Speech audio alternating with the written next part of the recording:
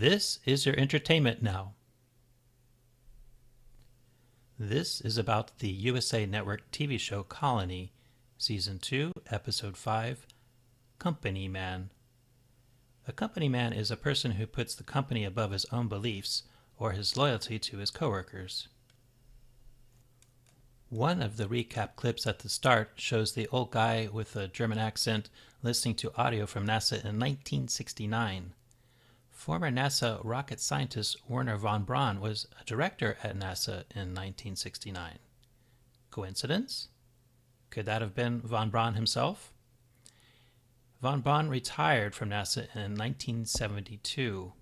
According to his spokesperson at the time, he reportedly started saying that the Soviet threat was fake and that the US government would follow this with a fake terrorism threat and then a fake asteroid threat and finally a fake alien invasion. This is our reality, but according to this spokesperson, not directly from von Braun. So that's pretty amazing. People posted about von Braun in the Colony subreddit a year ago, right when the writers were working on Season 2. Coincidence? The episode starts with the temporary capture of a drone. It hovers in the air effortlessly, which looks almost like magic, but I doubt it's with anti-gravity because the walls used rockets. The girl sticks a camera on the drone, and we get to see the inside of the wall. We see that the wall is hollow, and the space is big enough for drones to fly. There's a weird sound. Broussard meets his contact. Maybe he's special forces or military intelligence, I don't know, and gives him the recording of the drone.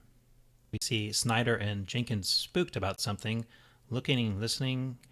There's something beyond the perimeter. I don't know what it is, but maybe it's a giant robot or something. An explosion interrupts them. As they inspect the damage, we see Jenkins' right shoulder, which has a SOT patch. The Red Hats we've seen on the show before have had LAB patches.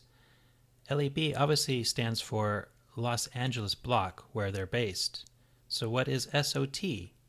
Well, we had an episode called Somewhere Out There. SOT. Their base is somewhere out there. These SOT guys are probably dangerous. Jenkins guns down Pinto and Lyons, whom Bram had fingered as the bomb makers.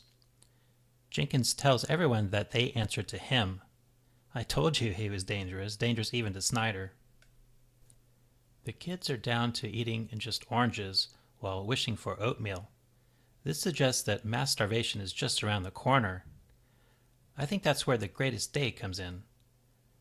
You know, I was thinking about Logan's Run last week in the context of Colony, and coincidentally, Paul on the Daily Review Colony podcast also mentioned Logan's Run.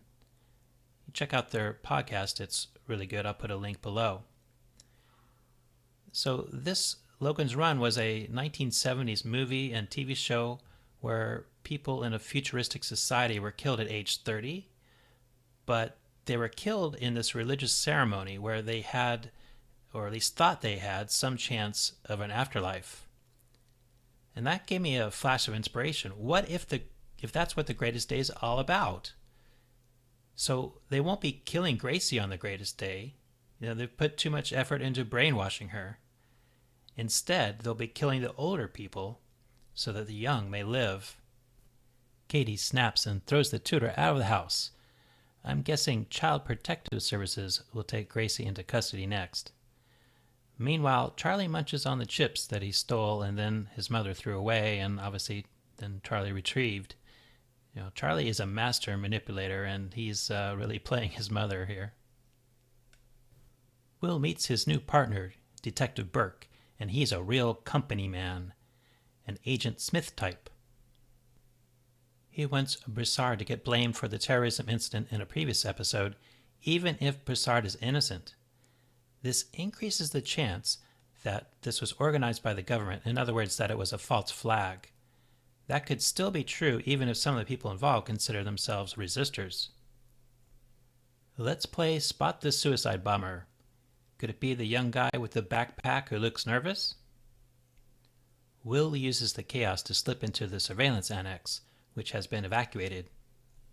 So they say there's extra security for a shipment that's going quote-unquote up.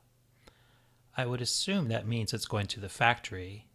I would speculate that the black truck is refrigerated and full of dead bodies, but that's just a guess. Katie comes to speak to her sister about the tutor. Maddie shows her a computer screen with information about Bram, which Katie copies to Flash, some sort of futuristic Flash. That was unwise, and it'll probably come back to haunt her. Now a nitpick. The copying was done in a very TV fashion.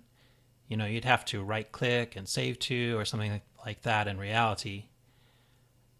I don't think Maddie is as brainwashed as she appears here. I think she knows that there's cameras everywhere, and so she's acting. So she did the most she could do. She left the information up on the computer screen for Katie, and then she left the room. All in all, I rated a good episode, better than 2, 3, and 4 from this season. This episode revealed a little more information about the drones. The manipulation going on between Charlie and Katie and the tutor and Maddie, that's all amusing, and it'll be interesting to see who comes out on top. I bet it's Charlie. There's also manipulation going on between Snyder and Bram, Maya and Jenkins. What makes this more than a family drama now is the tension caused by the impending famine and the Red Hands terrorist group, and also whether Bram is going to go to the factory or get released from the labor camp or what. Like and subscribe below.